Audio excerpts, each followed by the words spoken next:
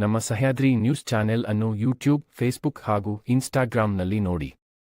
Subscribe, like ಮತ್ತು share ಮಾಡಿ ಪ್ರೋತ್ಸಾಹಿಸಿ.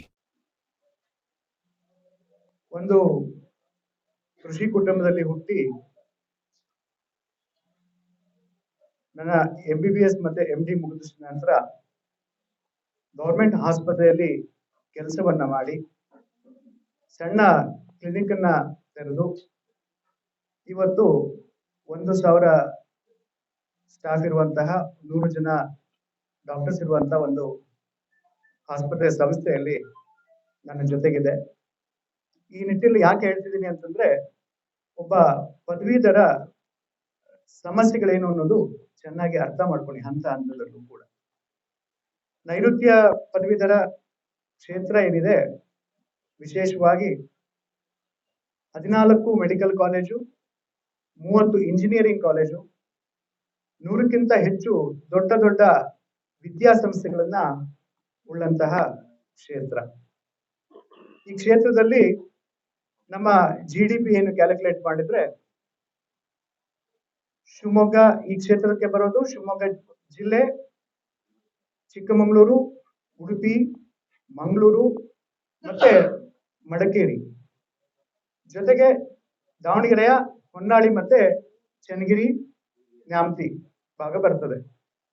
ಇಲ್ಲಿ ಟೋಟಲ್ GDP ಅನ್ನು ನೋಡಿದ್ರೆ ಚಿಕ್ಕಮಗಳೂರು ಮತ್ತೆ ಮಡಿಕೇರಿಯಲ್ಲಿ ಅರೌಂಡ್ 30 to 35% ಕೃಷಿ ಉತ್ಪಾದನೆ ಇದೆ. ಬೇರೆ ಕಡೆ ಎಲ್ಲ 18 to 20% ಕೃಷಿ ಉತ್ಪಾದನೆಯಿಂದ GDP ಬರ್ತಾ ಇದೆ. ಅದೇ ರೀತಿ ನಾವು ಇದನ್ನ ಇಂಡಸ್ಟ್ರಿಯಲ್ಲಿ ನೋಡಿದ್ರೆ 20 ರಿಂದ 25% GDP ಕಾಂಟ್ರಿಬ್ಯೂಷನ್ ಇದೆ. ಇನ್ನ 50% ಎಲ್ಲ ಕ್ಷೇತ್ರಕ್ಕೂ 50% ಸರ್ವಿಸ್ ಇಂಡಸ್ಟ್ರಿಯಿಂದ ನಮ್ಮ GDP ಇದೆ. ಆ ಸರ್ವಿಸ್ ಇಂಡಸ್ಟ್ರಿ ಅಂದ್ರೆ ಶಾಲಾ ಕಾಲೇಜುಗಳು ಇರ್ಬೋದು, ಬ್ಯಾಂಕಿಂಗ್ ಸೆಕ್ಟರ್ ಇರ್ಬೋದು, ಹಾಸ್ಪಿಟಲ್ ಸರ್ವಿಸಸ್ ಇಂಡಸ್ಟ್ರೀಸ್ ಇರ್ಬೋದು. ಈ ನಿಟ್ಟಿನಲ್ಲಿ 50% ಆಫ್ ದ GDP ಅಂದ್ರೆ ಇಷ್ಟು ಪದವೀಧರರು ಇಷ್ಟು ಮುಖ್ಯ ಪಾತ್ರವನ್ನ ವಹಿಸ್ತಿರುವಂತ ಕ್ಷೇತ್ರ. ಈ ಕ್ಷೇತ್ರದಲ್ಲಿ ನನಗೆ ನೈಋತ್ಯ ಪದವೀಧರ ಕ್ಷೇತ್ರದ ಅಭ್ಯರ್ಥಿಯಾಗಿ ನಾನು ಚುನಾವಣೆಗೆ ನಿಲ್ತಾ ಇದ್ದೀನಿ. ಈ ಜೂನ್ 3ನೇ ತಾರೀಕು ಎಲೆಕ್ಷನ್ ಇದೆ. ಹಾಗಾಗಿ ಹೆಚ್ಚಿನ ಮತವನ್ನ ಕೊಟ್ಟು ಪದವೀಧರರು ನನ್ನನ್ನ ಗೆಲ್ಲಿಸಬೇಕಾಗಿ ವಿನಂತಿಸಿಕೊಳ್ತಾ ಇದ್ದೇನೆ.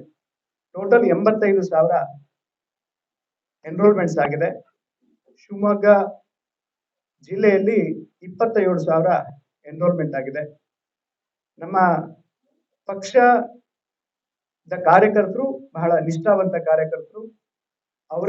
ಅವರಿಗೆ ರಿಕ್ವೆಸ್ಟ್ ಕೂಡ ಮಾಡ್ಕೊಂಡಿದ್ದೇನೆ, ನೀವೇ ಅಭ್ಯರ್ಥಿ ಅನ್ಕೊಂಡು ಕೆಲಸ ಮಾಡಬೇಕು ಅಂತ. ಆ ನಿಟ್ಟಿನಲ್ಲಿ ರಭಸದಿಂದ ಕಾರ್ಯ ತೊಡಗಿದೆ. ನನ್ನ 10ನೇ ವಯಸ್ಸಿನಿಂದ ನಾನು RSS ನ ಸ್ವಯಂ ಸೇವಕ. ನನ್ನ ITC OTC ಮುಗಿಸಿ ಮುಖ್ಯ ಶಿಕ್ಷಕನಾಗಿ, ನಂತರ ನನ್ನ MBBS MD ಆದ ನಂತರವೂ ಕೂಡ ಸಂಘಟನೆಯ ಅನೇಕ ಜವಾಬ್ದಾರಿಗಳನ್ನ ತಗೊಂಡು ವಿಕಾಸ ಟ್ರಸ್ಟ್ ನ ಅಧ್ಯಕ್ಷನಾಗಿ ಕೂಡ ಕಾರ್ಯ ನಿರ್ವಹಿಸುತ್ತಿದ್ದೆ.